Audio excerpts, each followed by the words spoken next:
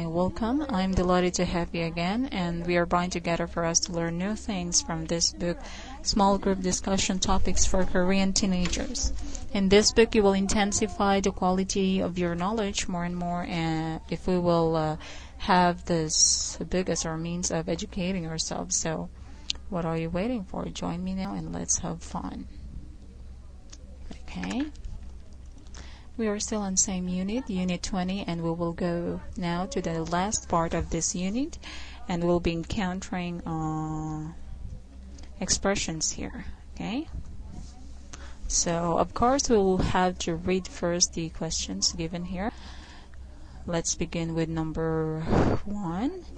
And I'm going to give you time to review these questions. You are required to answer this, so all you have to do is to get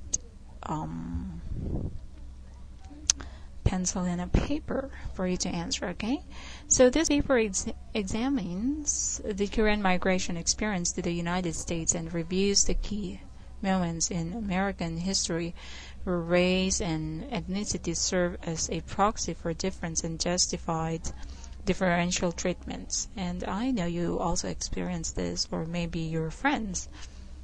So, in discussing the trajectory of the U.S. immigration policies and debate, I hope to bring to light how and why the reason for these changes may provide insight as to know Korea's dilemma of resolving issues around multiculturalism can be addressed.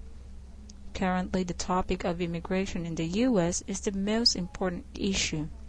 Next to the ongoing news about the wars, and ideologically the debate is cast in a false dichotomy between assimilation and multiculturalism. Advocates of multiculturalism argue that the mainstream is beneficial only to the majority and, as a result, harms the minority in terms of its behavior and identity. This argument implies that discussions on multiculturalism are based on critical reflections on injustice. In the capitalist, democratic societies have developed along two categories: redistribution and recognition.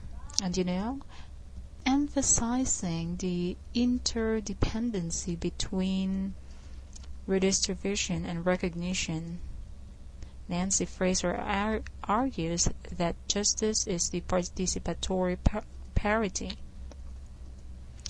And the discussion of citizenship, which re-emerged in the 1990s, have tried to incorporate the liberal notion of justice, which emphasizes each citizen's individual rights based on civility.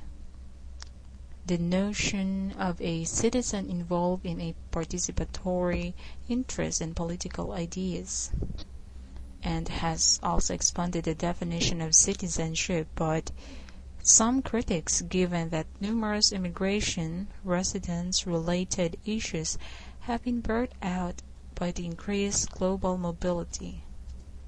Now let's read the questions and let's learn more about them. Question number 1. How do you feel about Korea becoming a multinational country? Tell why you think so. I don't like it. I don't want Korea to change. It's good. Korean society will become more interesting. How will bicultural Koreans be treated by the pure Koreans? Tell why you think so. They will treat them the same as all other Korean people. They will treat them like foreigners.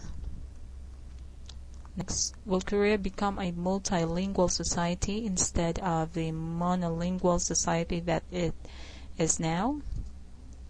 Just one national language. Do most Koreans realize that Korea is becoming multicultural? Will most Koreans like it or not? Okay, so we're now on number 3. Let's have this question. Will Korea become a multilingual society instead of the monolingual society that it is now? Just one national language. 4. Do most Koreans realize that Korea is becoming multicultural? Will most Koreans like it or not? Why do you think so? 5. Will becoming multinational change the way that Koreans eat? Will Korean food change? Will restaurants serve different kinds of foods or just Korean food? Tell why you think so. Next we have, will bicultural Koreans have an easier time or a harder time being accepted into the best schools? Tell why you think so. 7. Will bicultural Koreans have an easier time or a harder time than other Koreans in finding a job with a famous company? Tell why you think so. 8. Will bicultural Koreans live? Tell why you think so. We have 2 options. You just have to pick. They will live in the same places as all other Korean people. They will live in communities separate from other Koreans. 9. Will the Korean customs and way of thinking change if Korean becomes multicultural? Why or why not? And the last question, which group will have an easier time of finding a job? Pure Koreans or multinationals who can speak 3 languages fluently? Tell why. So that ends our class for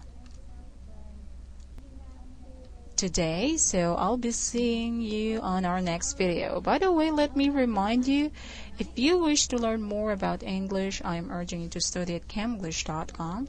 Just visit our website and get well informed from all areas of English. Once again, see you in our next video. Goodbye.